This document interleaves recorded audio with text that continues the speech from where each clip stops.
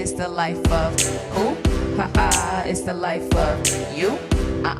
It's the life of, it's just me, myself, and I. It's the life of Ty.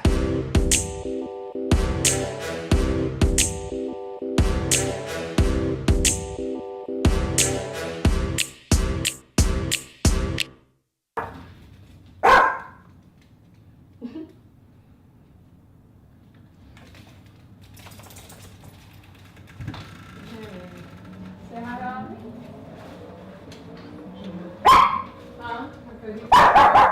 Get in here. Is that Michael? Yes. Oh.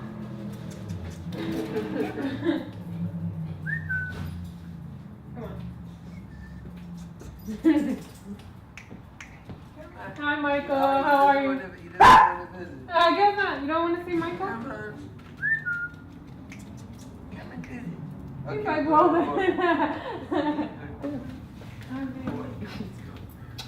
Ziggy. Come on. Our bodies looked a little like, ooh. Yeah. You good? Yep, you good. Hey guys, we're back. You gotta make sure I'm good. Okay, she took over my video. But hey guys, it's Ty. And Paige. Yes, and my fiance. I'm sure you guys missed her. Hope you guys had a great Memorial Day weekend. And today we're gonna talk about moving in together. UHauling, whatever you want to call it. We actually got this question on Snapchat about just some general advice about moving in with your other half, your significant other. Paige and I have lived together for probably about 2 years now, right? Yeah. 2 years. And we didn't move in right away or quickly. At least I don't think. We had a pretty interesting relationship in the beginning because we were bi-coastal. I was in New York, she was in LA, and you know, I was living out there. I had a house in LA. She was out going to school in Los Angeles, and meaning you had a house in New York. Huh? You had a house in New York. Where did I say I had? LA. She wanted to be with me. I did want to be with her. I did want to be with her, but I had a house in New York, and we were bi-coastal for I don't know, maybe like 6 months. 6 months. About 6 months, going back and forth, and then finally she ended up moving to the East Coast.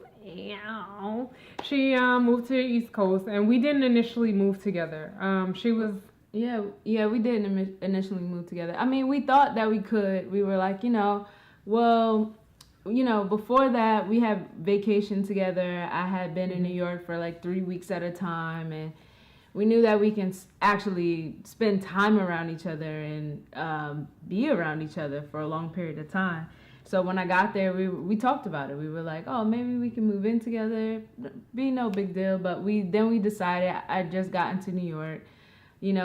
Let's just take it slow. Why not? I'll just find my own place. And I ended up finding a place in Brooklyn. She was in Queens. And I lived there for about almost a year. Yeah. But during that time, we realized that I was just in Queens way too much to be paying rent. I don't even think I washed my clothes in Brooklyn one time. Why would you? I washed all my clothes at her house. Duh. One thing that I can say about moving in with someone is just making sure that you have spent a lot of time around them. Yeah. That you get to know them, that you at least get to know a little bit of their habits. I know if there is a bi-coastal thing, just like we had, it may not be that easy, but when you visit, try to visit as long as you can. Yeah. Let's see. Yeah, I think that's really key. You're not gonna know the person and like how they live and how you guys coexist together until you move in together. But I would say test the waters in the beginning. Try to do some overnights or try to spend a few days at a time, and just make it a smooth adjustment so that it's just not like bam moving in together. It is a big step. It's a lot of getting used to. We are two totally different people. Yes. We live totally different. She likes mess.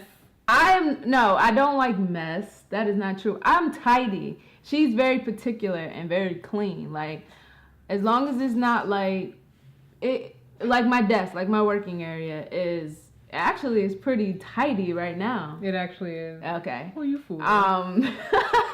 It's pretty tidy right Somebody now. must be coming over. No, but usually it's a mess. Just like papers everywhere. I mean, I'm not filthy. No, I'm just like I'm just tidy, you know. A little unkempt. She's just very particular about the way that she has things kept, the way her clothes are folded, the way they hang up in the closet, what hanger they go on. Absolutely. I'm simple. I am very laid back, chill. It's not that serious to me, but it is to her. So, you know, we kind of bumped heads at first with that. Even, you know, little things like folding clothes. Yeah.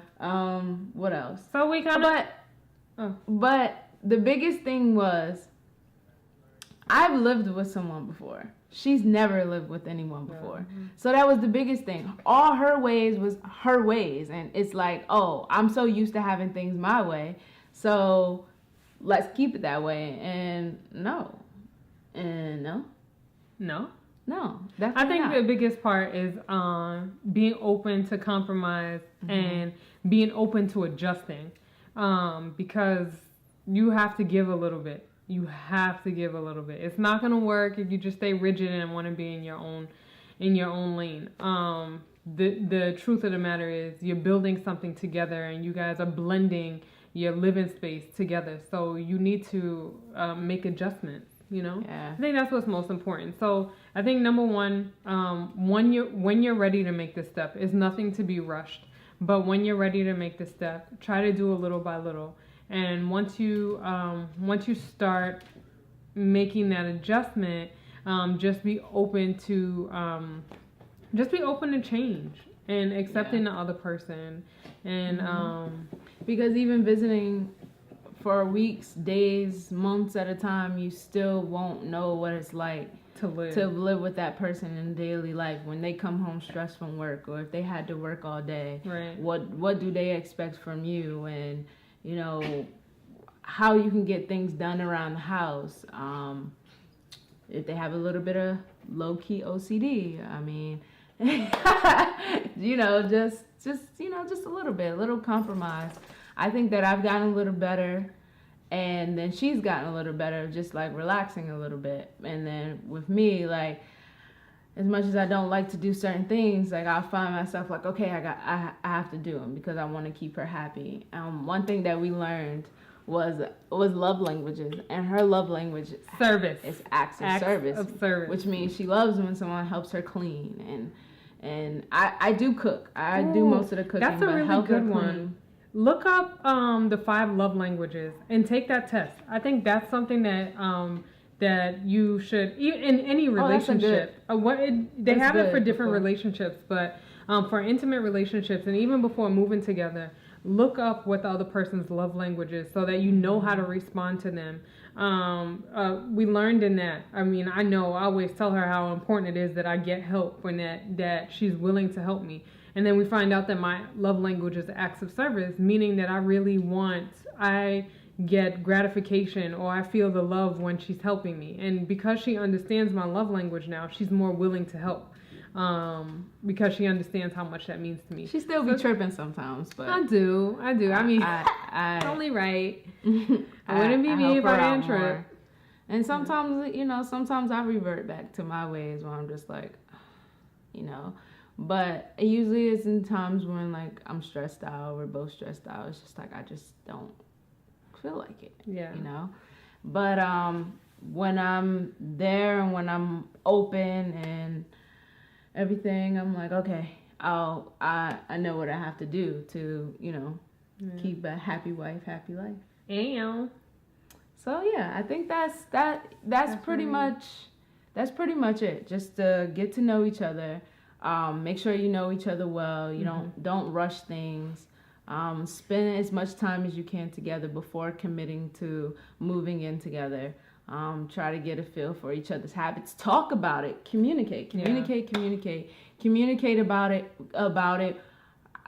you know, it may seem silly, but, you know, do you like your clothes folded a particular way? How often do you like to wash clothes? Do you feel like dishes need to be in the sink at night before we go to bed, or do they, or need to be cleaned before we go to bed, or can they wait until the morning? Also, trash, like little things like that, because the little stressors can build up. It won't. It's not a make or break, but I mean, when the weekend comes, you don't want to be talking about, oh well, all week you left the trash or whatever. Right. But you know. Also, the other thing is like finances for the house.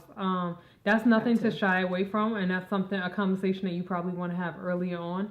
Talk about how you guys are gonna blend everything. If somebody's moving into the other person's space and you're not getting a space together, how are you guys gonna handle that? Obviously, that person's used to carrying the weight of the bills on their own, but now they're taking on an additional person. So now you have to talk about that.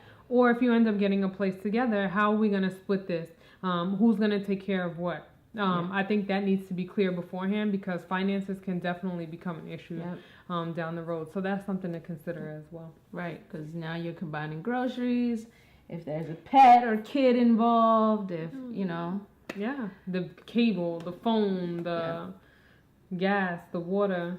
Yep, so, yeah. So that's it. I hope that answered your question. And take that love language test. Yeah. I think that would be a huge help to figure out what your partner, I guess you can say, feels the most love from in what way. Right? You know, whether it's quality time or touch or acts of service. And can you put the link on there? Yeah, I'll definitely put the link down below. So, that's the end of... I like how people do that. That's really cool. Down below. So, that's the end of our video. Yeah. That's it. So, as I said before, hope you guys had a great weekend. We had a great weekend this weekend. We did. Did a lot of hiking and exploring and eating food and partying. Man. It was Memorial Day weekend, and shout out to Erica and Candace for coming to visit us on the West Coast. Yes, and shout out to all the families of all the fallen soldiers. All the fallen soldiers. And absolutely. Yeah. So as always, you can leave questions, comments, concerns, any of that good old stuff down below, or contact me at any of the information I have down below. And we'll see you guys next time. Next week. All right. Till next time, stay true to yourself. Peace.